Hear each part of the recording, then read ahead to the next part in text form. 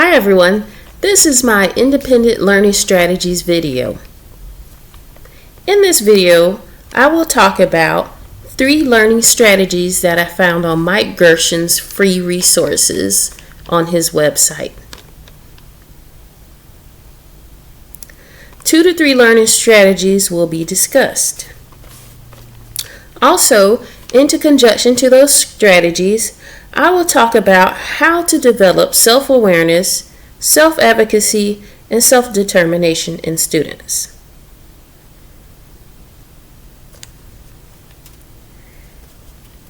Resources I use include the Wright's Law website and Mike Gerson's website. So let's begin. The topic of learning strategies has something to do with self-education and personal planning. The components of academics include cognitive and learning strategies. Cognitive and learning strategies are essential for learning how to learn. This is taken directly from Friend and Borsuk. So to use learning strategies and learn how to learn, students must develop independence, which will help them in their growth into adulthood. Learning strategies can be as simple as note-taking, memorization, practice tests, and problem solving. Learning strategies are a set of rules, principles, or techniques that help in decision making and problem solving.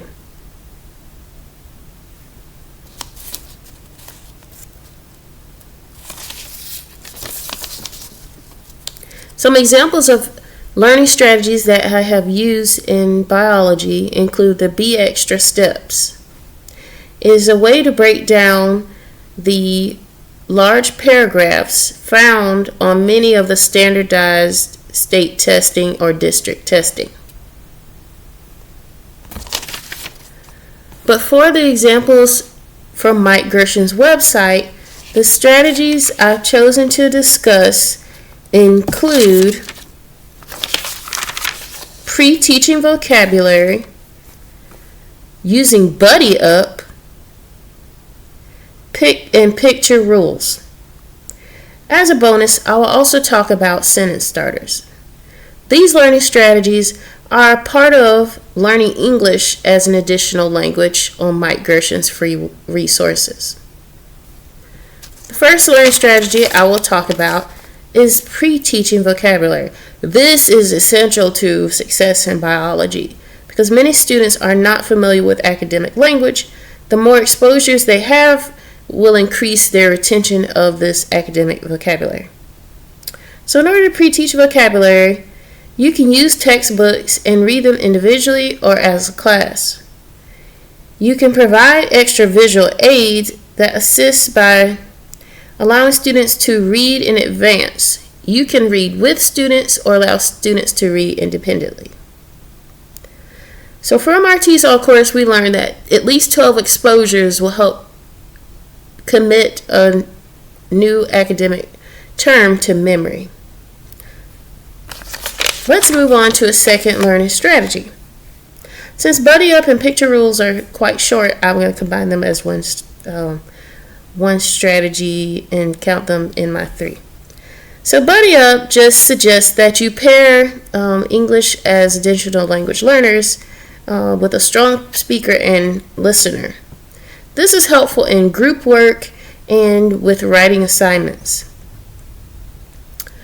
Similar to pre-teaching vocabulary, where you would use visual aids, using pictures to demonstrate rules and then also keeping those rules posted up around the classroom is another learning strategy to help students who are learning English as an additional language. My last learning strategy, which is a little bit more in-depth than the first 3 I discussed, includes sentence starters. Sentence starters can be used to increase writing. And for example is, one side of the argument is ... Another side of the argument is ... and therefore my inclusion is ... This is another way to model academic language, just like with the pre-teaching vocabulary strategy.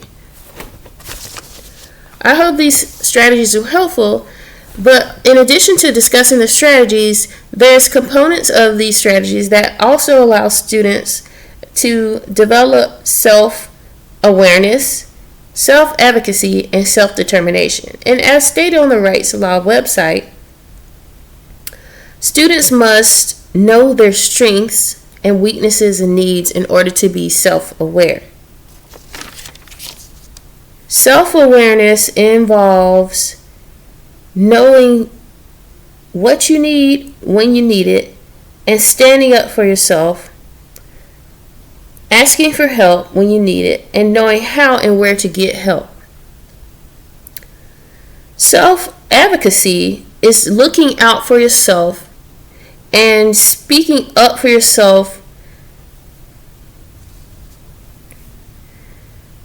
Self-determination is the ability to make decisions and get to a goal by directing one's own behavior.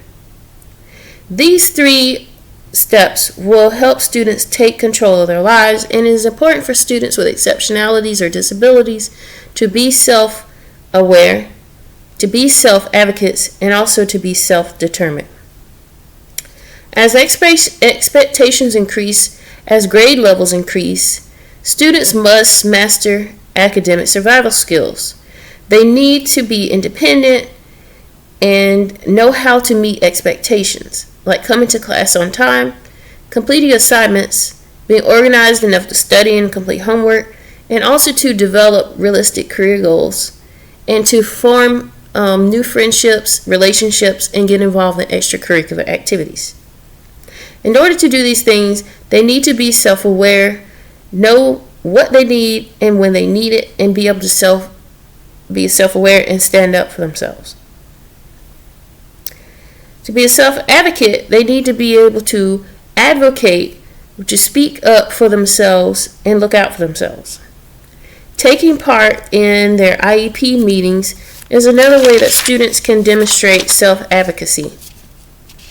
Once they are self-aware of their strengths and weaknesses, they can participate in meetings and be self-determined by making goals about what they plan to do in the future, in academics or beyond.